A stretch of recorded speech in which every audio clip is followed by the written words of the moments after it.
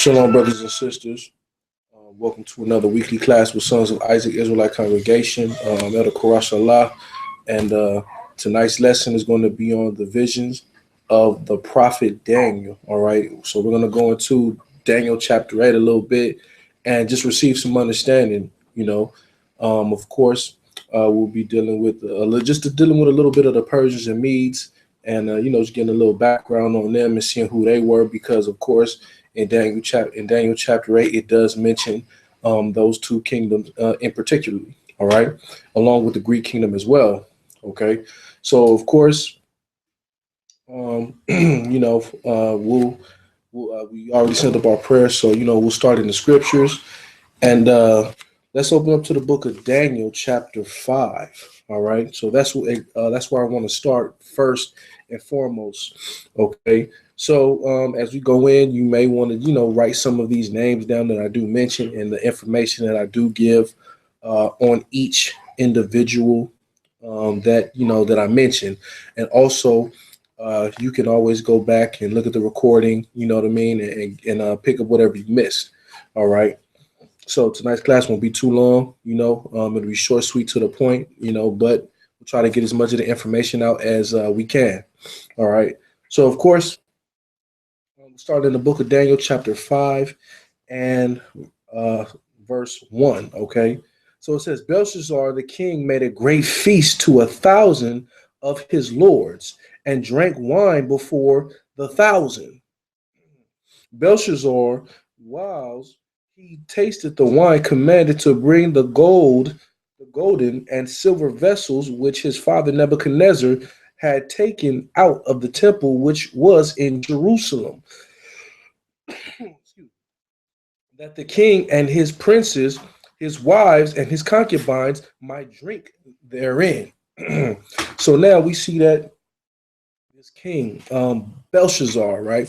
So Belshazzar is actually the son of the king who was an actual king, Nebuchadnezzar, all right, or Nebuchadnezzar, all right, which was the actual king of Babylon at this particular time. Okay, but he ended up being exiled, I believe.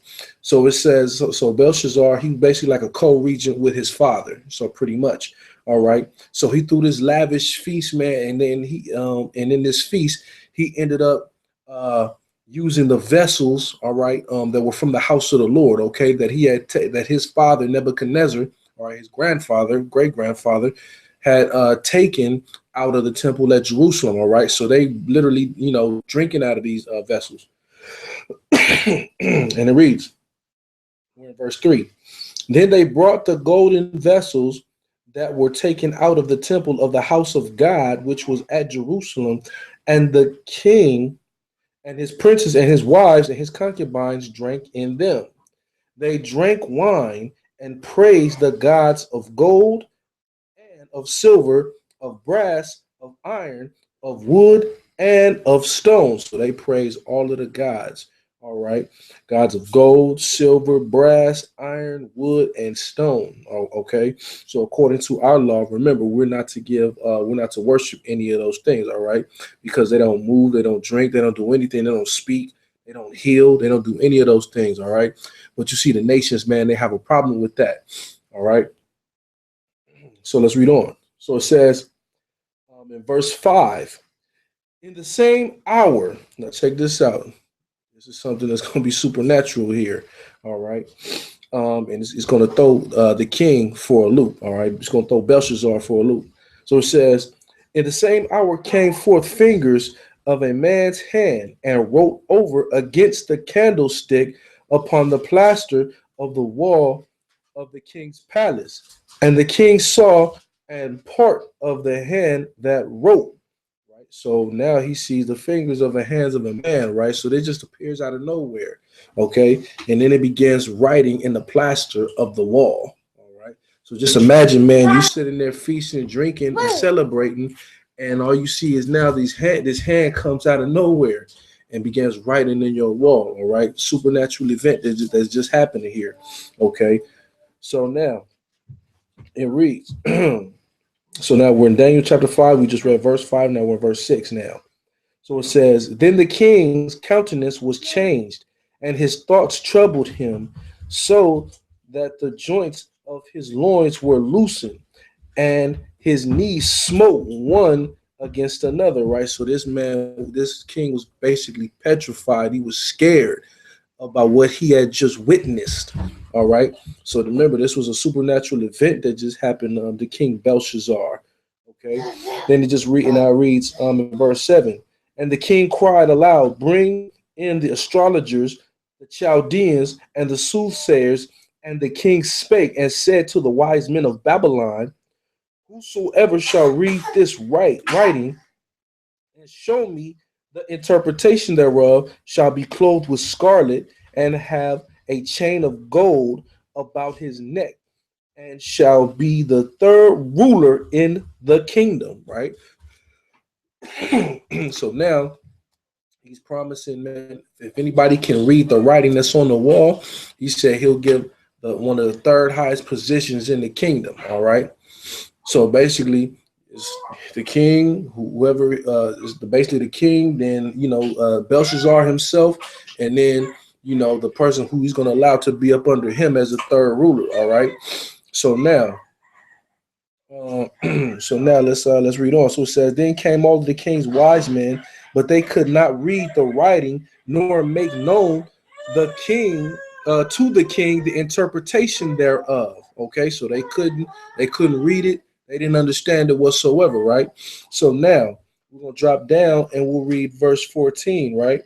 And you'll see that they were going to mention Daniel, okay? And Daniel was the one who was going to be able to actually interpret this dream, for what it is, okay? So then it says, then was Daniel brought in before the king, and the king spake and said unto Daniel, art thou that Daniel, which art of the children of the captivity of Judah, whom the king, my father, brought out of Jewry? So he's asking them, man, are you the one who they brought out of who they brought over here, out of captivity, right? So now let's read on. So he says, I have even heard of thee, excuse me, I have even heard of thee that the spirit of the gods is in thee, and that light and understanding and excellent wisdom is found in thee, right? So this is what he was told about Daniel, okay? That he was very wise, he was very intellectual, okay? He had a lot of wisdom, all right? So it says, and now the wise men, the astrologers, have been brought in before me, that they should read this writing and make known unto me the interpretation thereof, but they could not show the interpretation of the thing, right? So they couldn't do it. Okay. So now all of this is taking place, all right, in Babylon. Okay. So now this was after Belshazzar's party, man. He was pretty spooked. He was shaken by what he had just saw. And now he's trying to look for answers, right, to what just happened. So now we'll drop down and read we'll read verse 16.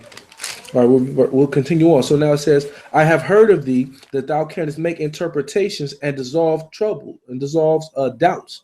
Now, if thou canst read the writing and make known to me the interpretation thereof, thou shalt be clothed with scarlet and have a chain of gold about thy neck, and shall be the third ruler in the kingdom. Right? So this is all of what, remember, Belshazzar was promising. Okay, Daniel. All right. So it says, then Daniel answered and said to the king, let the gift of, excuse me, then Daniel answered and said before the king, let thy gifts be to thyself and give thy rewards to another. Yet will I read the writing unto the king and make known to him the interpretation. So he's like, man, keep your gifts, keep whatever you got, but I'm gonna still make known the reading to you. Okay, that was on the wall. All right. So remember, all of this is happening. Okay, after the party of Belshazzar, which he has. So remember, Belshazzar reigned from about 550 to about 539 BCE. Okay, so remember that date, 550. all right, to about 539 BCE. That's when Belshazzar ruled in the kingdom. Okay, so now, verse 18, O king, the Most High God gave Nebuchadnezzar thy father a kingdom and majesty and glory and honor. And for the majesty that he gave him, all people, nations, and language trembled and feared before him, whom he would, whom he slew, and whom he would have kept, whom he would kept alive, and whom he would set up, and whom he would put down. But when his heart was lifted up, and his mind hardened in pride, he was disposed from his kingly throne, and they took his glory from him. And he was driven from the sons of men, and his heart was made like the beast, and his dwelling was with the wild asses. They fed him with grass like ox, and his body was wet with the dew of heaven, till he knew that the Most High ruled in the kingdom of men, and that he appointed over whomsoever he will. Right. So as you can see, he's letting them know, man, like, look, the Most High had to humble your father Nebuchadnezzar, all right, because he was so prideful. So he drove him crazy, man, and had massive mutiny plotted against him, man, to where he was driven from among his own kingdom. All right. So until he submitted himself and gave praise to the Most High power. All right. So now, verse 22, it says, "And thou, his son, O Belshazzar, has not humbled thine heart, though thou knew all this." So he's like, man, you ain't humbled yourself, even though you knew all of this. You knew the history of what happened to your father. All right. But thou has lifted up, excuse me, but has lifted up thyself against the Lord of heaven, and have brought the vessels of the house before thee. Excuse me. And thou and thy lords and thy wives and thy concubines have dranken wine in them. And thou hast praised the gods of silver and gold, of brass, iron, and wood, and stone, and see not, nor heard, nor know that, excuse me, and that God, and the God in whose hands thy breath is, and who are all thy ways, has thou not glorified, right? So he's like, you ain't glorified the God of heaven. Then was the part of the hand sent from me, and this writing was written, and this is the writing that was written. Many telel Euphrasin. This is the interpretation of the thing. Many, God hath numbered thy kingdom and finished it. Tekel, thou art weighed in the balance and are found wanting. Perez, thy kingdom is divided and given to the Medes and Persians. Then commanded Belshazzar and the clothed and excuse me. Then commanded Belshazzar and clothed they Daniel with scarlet and put a chain of gold about his neck and made a proclamation concerning him that he should be the third ruler in the kingdom. Right. So because Daniel interpreted this, he basically interpreted the destruction of the Babylonian kingdom. Right. So he pretty much was like, look, the Lord said, your time is up. All right. You have to lose. Now you're going to lose power, and the Persians and the Medes are going to take over your kingdom. Okay. So that was the interpretation of the dream that was given to excuse me, that was the interpretation of the writing that was on the wall that the Most High had written with the finger, with the hands. Okay. So now, so like, all right, he goes through the whole process. He makes a proclamation. He puts a chain of gold on Daniel's neck. All right. But you about to see something happen here, right? So when the hand appeared, man, everything had already been set in motion. All right. Now check this out. Verse 30. In that night was Belshazzar, the king of the Chaldeans, slain. So in that same night was Belshazzar killed, right? By who? Let's find out. And Darius the Median took the kingdom, being about 62 years old. So Darius the Mede, all right, who was the king of the Medes at this time. He had took over the kingdom, okay, and he was about 62 years of age, all right. So now this is in 539 BC, 539 BCE, when the Persians and the Medes take over the Babylonian Empire for themselves. All right. So this basically was the end of the Babylonian Empire's reign and the beginning of the Persians and the Medes ascendancy to power. All right, so it was already too late, man. Once the hand of God, man, had wrote on the wall, man, the fate of Babylon was sealed at that point. All right, so that's basically all Daniel was interpreting, man, to the king. Y'all fate is sealed. The Persians and Medes are about to take power. Okay, so this is when it happened, man, in 539 BCE. So make sure you guys write down that date, man. So you'll familiarize yourselves with it. So of course, Daniel being a very important figure, all right, Darius ended up setting Daniel as one of the highest presidents, all right, in Babylon. So he basically made him his chief counselor, okay, that was up under him, okay, that would govern all of the affairs over the realm of Babylon, all right. So now you see that Daniel, man, him being the man that he was, man, he was a man that was found. There was no fault in him or anything like that. But you had many of the other princes and governors, man, that hated Daniel because of the upstanding man that he was and the favor that was shown to him. All right. So of course the King Darius, he loved him, man, because remember our fathers were about business. Israelites weren't lazy, lackadaisical, or anything. Whenever we were given a position, man, that position was set in stone, of course, and we will make sure that we will be blameless in the position and we will handle our business. As long as you allowed us to worship our God in peace, we were fine. All right. We will do whatever it takes to make sure things were up and running as they should be. Okay. So that was Daniel.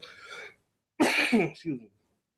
So that was of course, that's how Daniel wrote, all right, while he was there. Okay, Daniel was a prophet. Daniel was shown many amazing things, okay, by the Most High.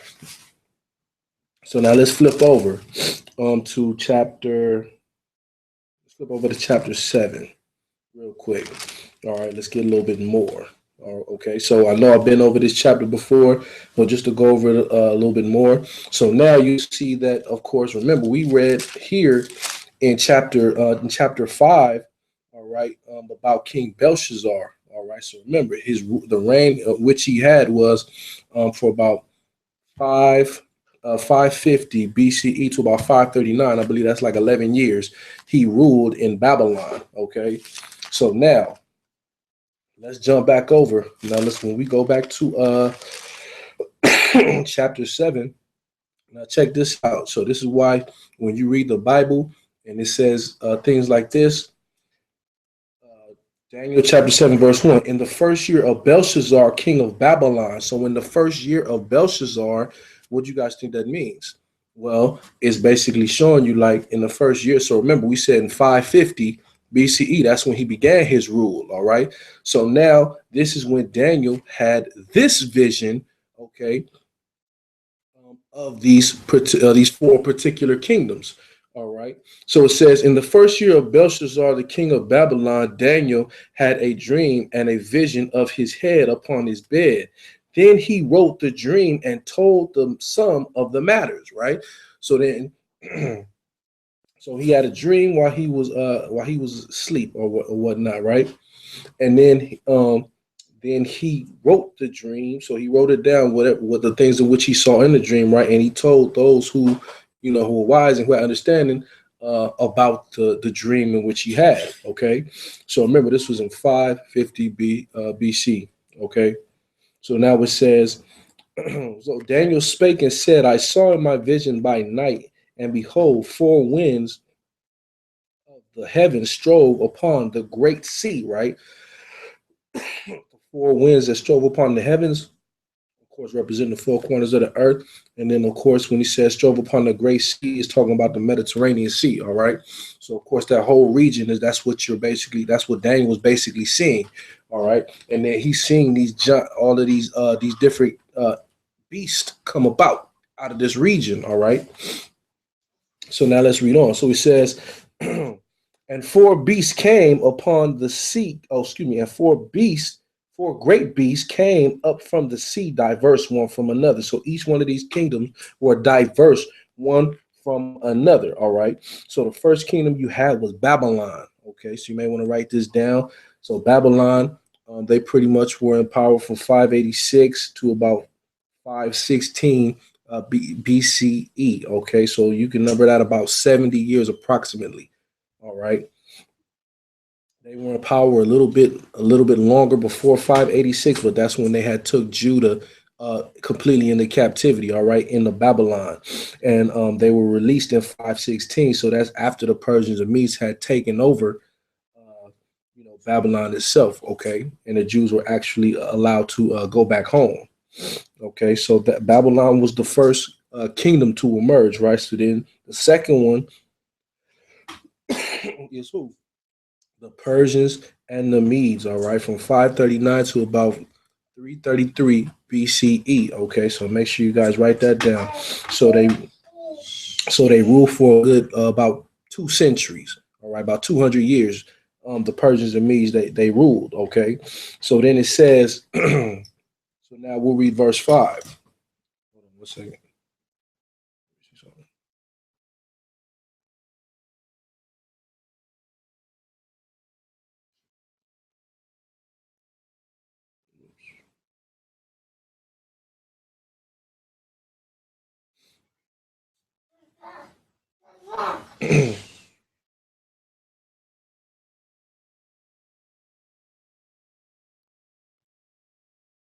All right. So now let's read verse 5. Sorry about that. So it says, "And behold, another beast, a second, like to a bear, and it raised up itself on one side, and it had three ribs in the mouth of it, between the teeth of it, and they said thus unto it, arise and devour much flesh." Okay, so of course this is speaking about the Babylonians. All right, excuse me, the Persians and the Medes. So this was speaking about the Persians and the Medes. So now the three ribs that was in his mouth was Lydia, which is in Asia Minor, which is basically Asia Minor, the empire that ruled Asia Minor. Then they ruled Egypt. Okay, so they took over Egypt, all right, from the Egyptians. Then, of course, they control Babylon. All right, so those are the three major realms in which the Persians and the Medes had taken over. All right, so of course there was a war that happened against that. There was a war that went on between the Persians and the Medes, and of course the Persians ended up subduing the Medes, and that's when they said they would come together. They consolidated their power to take down the Babylonians. All right. So when you read in the book of Judith, you'll read about how Nebuchadnezzar had basically defeated Arphaxad, who was one of the leaders or the kings of the Medes, all right, or the Median Empire. Okay, and he basically subjugated the people. All right. So then so then, of course, as I said before, the Persians and the Medes, they came together. All right. They consolidated their power and they took down the Babylonians. All right. So the Medians, they were much larger, the children of Medai or the Medes. They were a much larger force than the Persians, but the Persians were much more militarily stronger than the Medes themselves. All right. So now, so it said, arise, devour much flesh. Okay, so then of course that was the second beast to arise, and then of course Daniel, he goes into the Greeks, all right, which we covered last week. And then of course it goes into the fourth beast, which is Rome. All right, so of course, I'll give you those dates anyway. So Rome was like 168 to about 193 168 BCE. That's when they took over Greece, all right, and turned Greece into a province. And then, of course, in 193 AD, that's when they were taken out of power, all right. So they had like a good 265 years of rulership in the earth. And then the Greeks, they were from 333 BC to about 168 BC. That's when I said Rome had taken over uh, power over the Greeks. All right. So now, as you can see, this is all of this vision in which Daniel was seeing is happening in the first year of the reign of Belshazzar himself. Okay.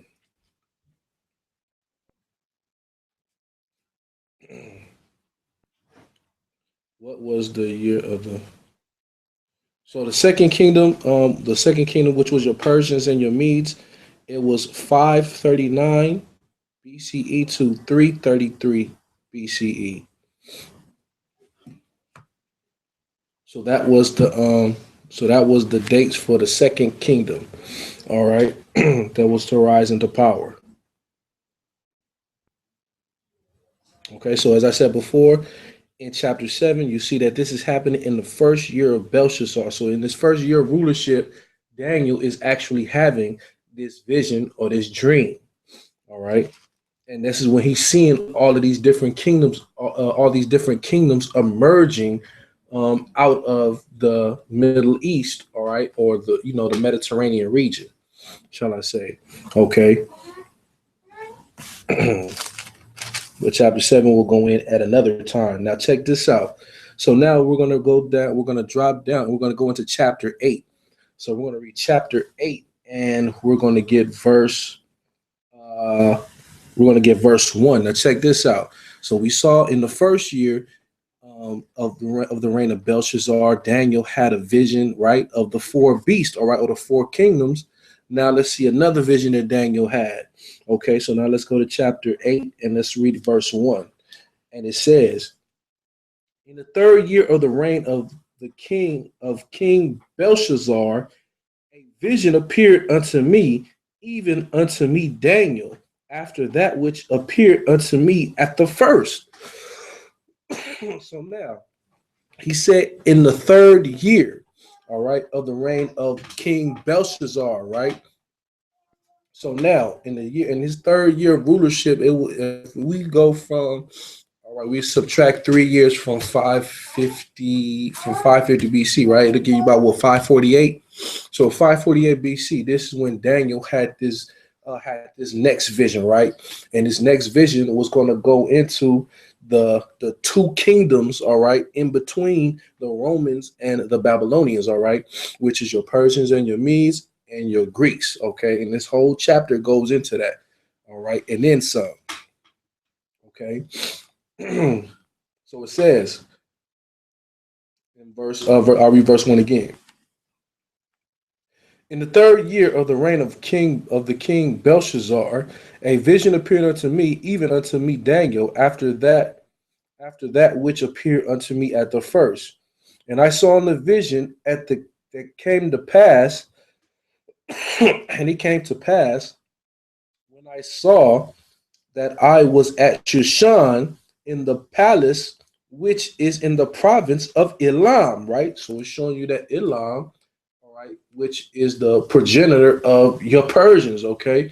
Elam is the progenitor of your Persians and your East Indians, okay? So you have one branch of that that Iranian people. They migrated to what we know as India. Then you had one people that collectively stayed right there in the province of Elam, all right, which would be like in Iran. Okay, so then let's read. So it says, which is in the province of Elam, and I saw in a vision, and I was by the river of Uri. Then I lifted up mine eyes and saw, and behold, there stood before the river a ram,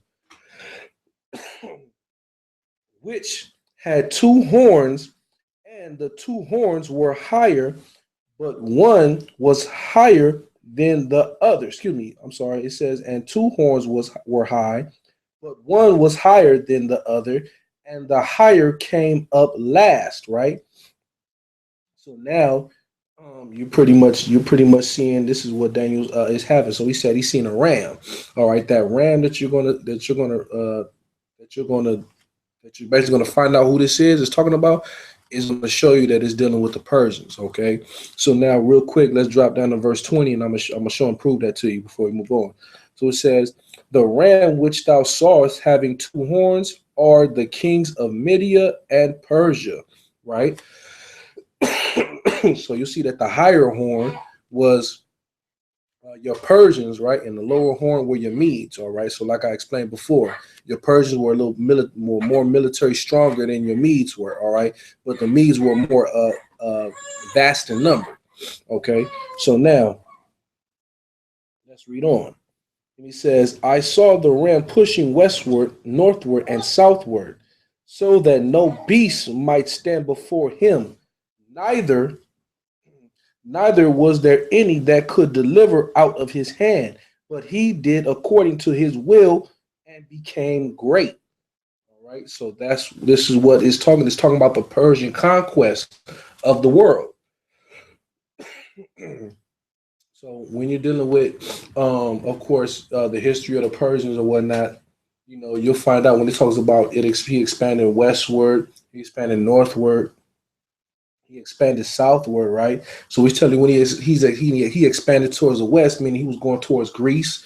When he expanded towards the north, he was going towards like India. Then when it talks about he expanded towards the south, he was going towards Egypt, right? So those are the different regions in which the ram was actually pushing for conquest, okay? And those are the places in which he had conquered. All right. So remember, that's why we read about the three ribs as well, too. Okay. Some of the regions in which he conquered. So now it says, and he became great. So this ram, he became very wealthy. The Persians and the Medes became a very powerful empire. Okay. But that's why people more so recognize the Persians more so than they do the Medes. All right. Because the Persians were the higher horn. All right. Let's read on. And it was considered, excuse me, and as I was considering, behold, a he goat came from the west on the face of the whole earth and touched not the ground. And the goat had a notable horn between his eyes, right? So now this is also dealing when it talks about the he goat, right? So let's drop down and read verse 21 real quick in the same chapter. And it says, and the rough goat is the king of Grecia, and the great horn that is between his eyes is the first king, right? So this is talking about Alexander the Greek, all right, who was the first king to rule over the land of Greece in First Maccabees 1:1, right? Just like how we went over last week. Okay, so now we says, so now this is all of what Daniel was being shown, right? So remember, that's why it says in the scripture, I believe it says in the book of Amos 2:7, 2:7, 3:7, when he talks about surely the Lord will do nothing, but he revealeth his secrets unto his servants, the prophets, right? So a lot of the history, man, in which we reading about here, it was revealed to who? It was revealed to the Israelites. All right. It was revealed to Daniel, who was an Israelite, okay, of the captivity of Judah. All right. So he's seeing all of this. Okay. So now, real quick, I wanted to get this. I wanted to jump over to chapter 11. I wanted to jump over to chapter 11 real quick. Excuse me. So now, I'm going to read chapter 11 and verse 1. And it says, also I, in the first year of Darius the Mede, even I stood to confirm and to strengthen him, right? So in the first year of Darius the Mede. So when was the first year of Darius the Mede? Well, we just read about it in Daniel 6, right? Excuse me, Daniel 5. Yep. Yep, Daniel 5. 539 BC. Okay, that's when Darius the Mede, all right, who was the king of the Medes, right, who had conquered the province of Babylon, okay, which that was given to him by Cyrus the Great, all right. So now it says, also I in the first year of Darius the Mede, even I stood to confirm and to strengthen him, and now I will show thee the truth. Behold, there shall stand up yet three kings in Persia, and the fourth shall be far richer than all than they all. And by his strength, through his riches, he shall stir up all against the realm of Grecia. Right. So of course, again, so it said three kings, right? And it says, and the fourth, he will be higher than the rest. Can you give me some water, please? And he said the fourth shall be richer than all the kings that were before him. Okay, and it says he will stir up the land of Greece, the land or the realm of Grecia. Hold on a second.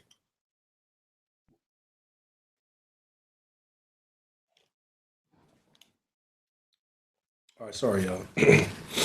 so so he says that he will stir up the land or the realm of Grecia, right? So now I'm gonna give you a list of those kings, man, that you could check out. The first one, Cyrus the Great. All right. So you can get that from 539. His rulership was about from 539 to about 530 BCE. All right. Then Cambyses, which was from 530 to about 521 BCE. Okay. Then the third was would be Darius the Great, 521 to about 486 BCE. Right.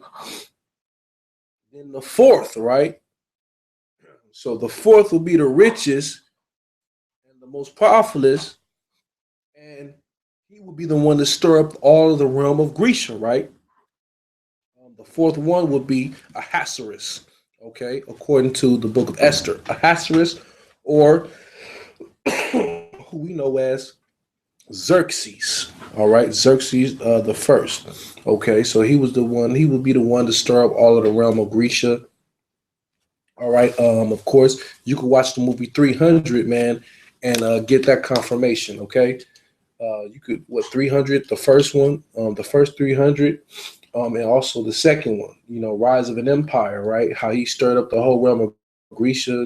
He ransacked all of Athens. You know, killed Leonidas and his 300 men. All of that.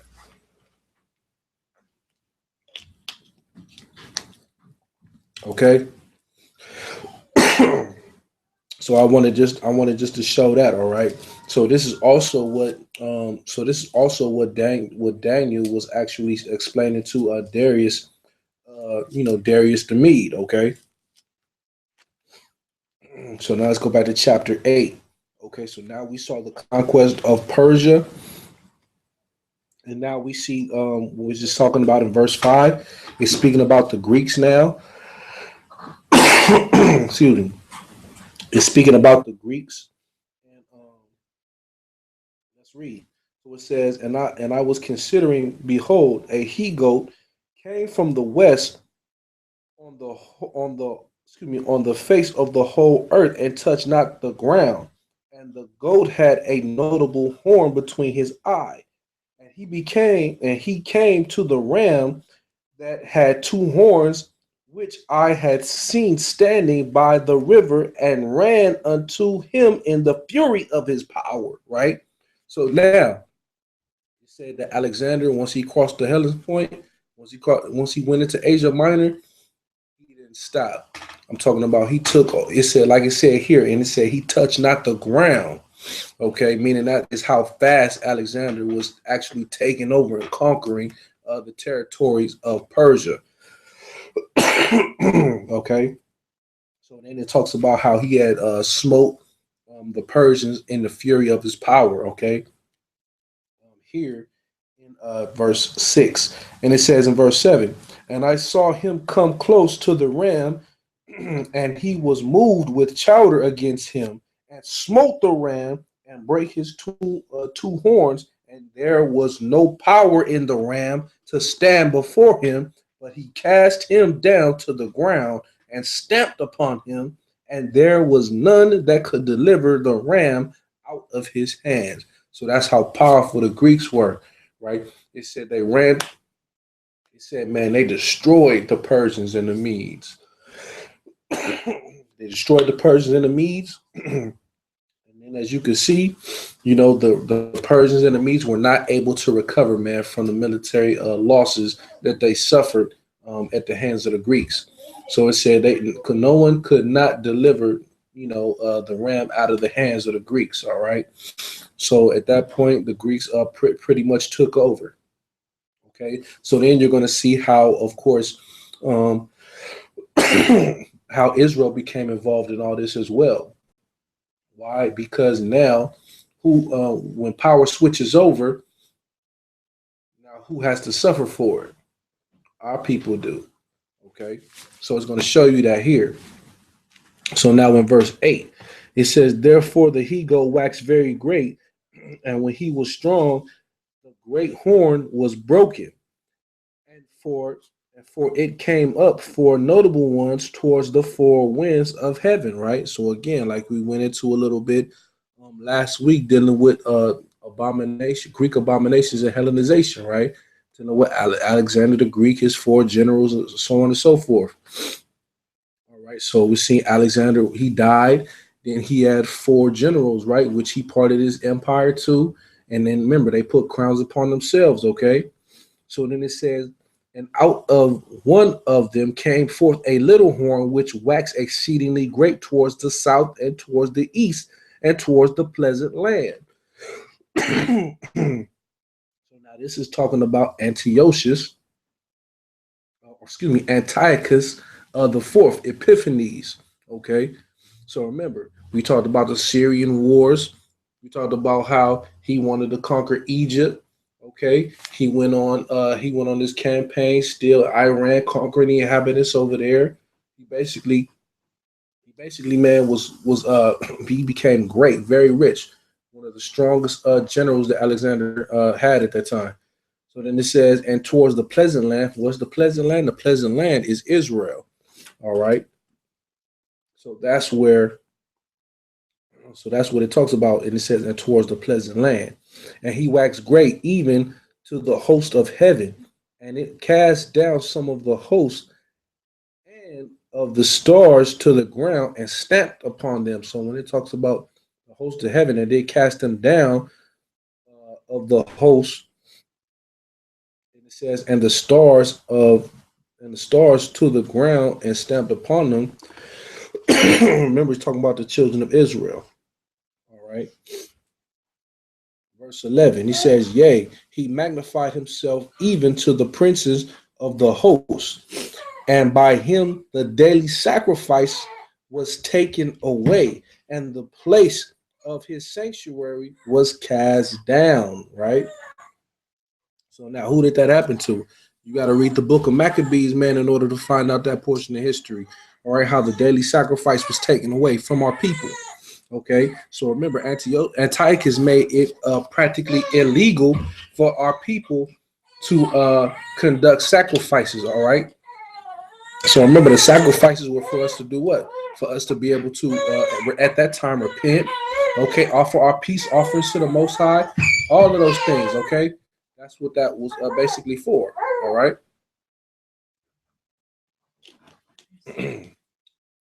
So now let's read on.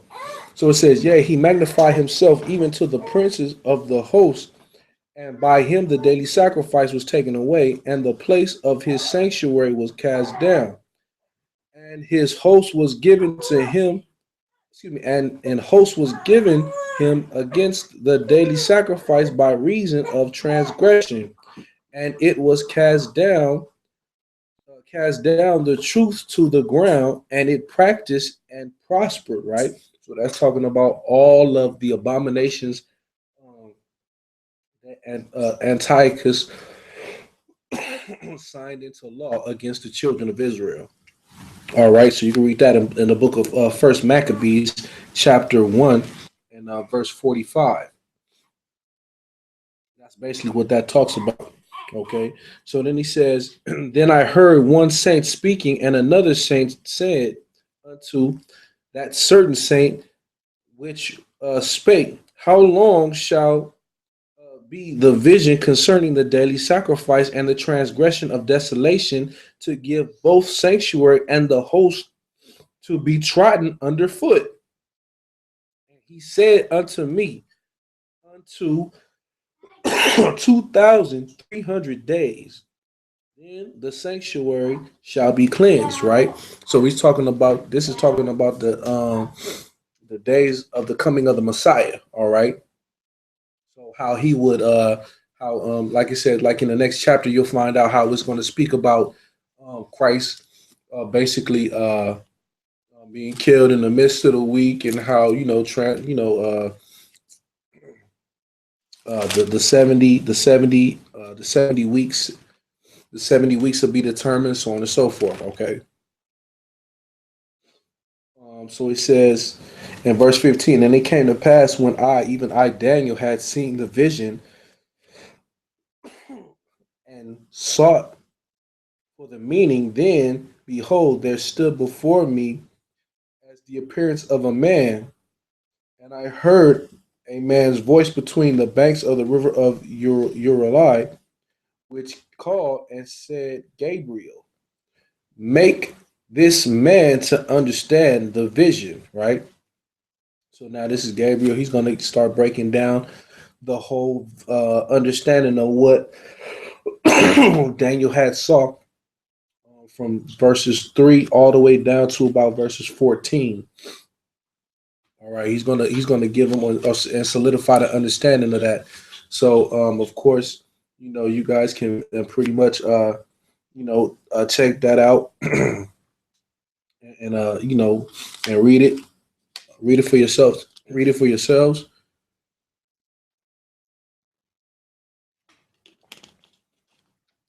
Ooh, voice is getting hoarse over here.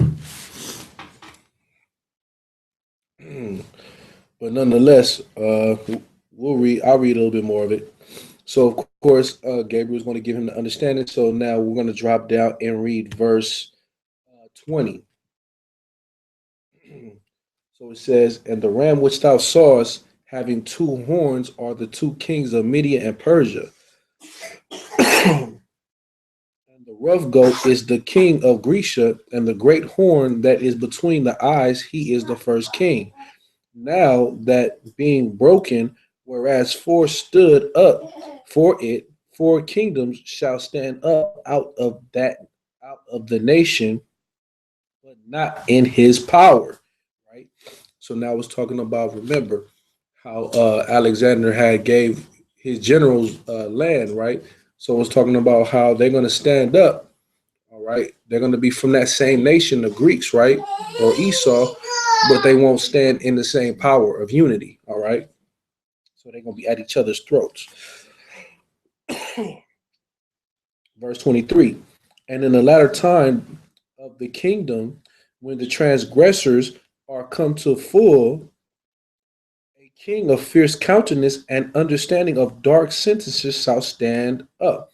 So this is talking about Antiochus the fourth. All right. So you can read First Maccabees, and it'll give you the understanding of him. And it says, "And his power shall be mighty, but not by his own power. And he shall destroy wonderfully, and shall prosper and practice and destroy the mighty and the holy people." Who are the holy people? The children of Israel, right? It says, "And through his policy also he shall cause craft to prosper in his hand, and he shall magnify himself in his heart, and by peace shall destroy many.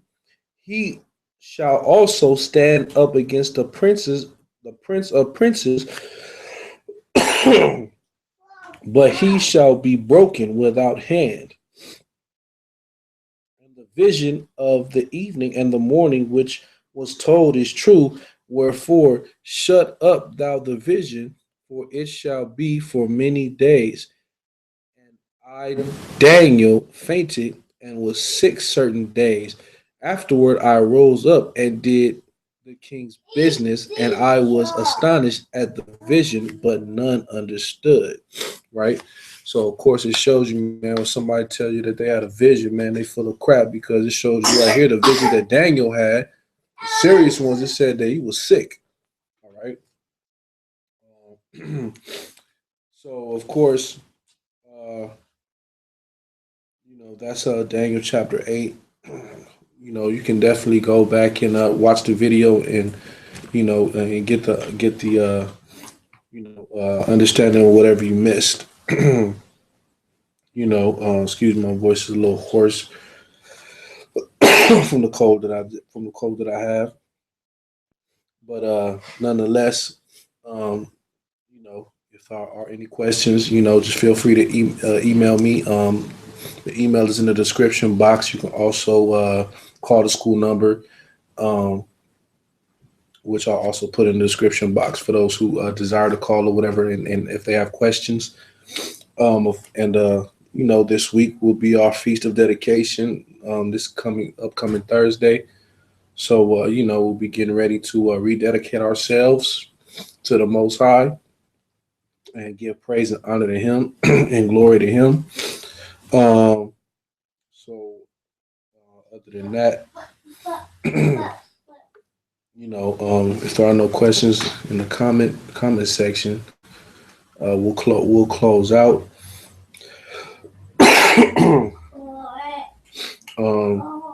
Oh, something else I wanted to bring out too, but they were just little notes that I had. But it's funny, man, when you read in this book, or in chapter 8. Of course, it shows you here that the vision which Daniel had in chapter 8, man, took place 9 years before the Persians had killed Belshazzar, right? So 9 years before the Persians came to take over the kingdom, right? Daniel had this vision, man, of them taking over. Okay. Um, then, of course, you know, something else that was very very profound, man, that Daniel brought out too was how he saw the Greeks crushing the Persians and the Medes, right? So he saw this 215 years before it actually happened. All right. So remember, the Persians, they weren't even in power yet when Daniel seen this vision. Okay. So it's a trip, man. You've seen this 215 years before this actually happened. Um, before I'm sorry, before the Greeks, crushed the Persians. Okay. So then, of course, then later, he also seen Antiochus, right? The man of the king of fierce countenance. So that's about like what 158 years later. So that's like 175 BC. So about 539 to 175 BC, or 148 BC, about about 175 would be probably about 158 years. So 215 plus 158, that'd be about what 373. If my math serves me correctly. But so 373 years, man. Daniel seen the holy people being oppressed by Antiochus the fourth. All right. So this was years before any of these things happened, and this is what Daniel was actually witnessing. All right. So it's just amazing, man. Just the understanding, man, that this brother was receiving. All right. So we know that of course, there are many other prophets that received greater visions, and whatnot. So you see Ezra's coming along down the line. He's seen things almost 2,000 years later down the line in the future. Also, of course, Daniel, he even seen things in the future. Moses, he seen the beginning, the middle, and the end of times. Solomon, he was another one that was shown many great things in prophecy. King David also. So, it's like the scriptures say, man, the Lord revealeth his secrets unto his servants. All right. So that's a very powerful thing, man. So of course, uh, like I said, if there are any questions, please feel free to, email me, and we'll be able to, I'll be able to answer your questions from there in a timely fashion. So once again, as I said, this Thursday we'll be having our feast of dedication, and also we'll be going into our Sabbath as well. So all praises to the Most High, man, and continue to keep the law, statutes, and commandments. And from the sons of Isaac, Israelite congregation, signing off. We're gonna send up our prayers.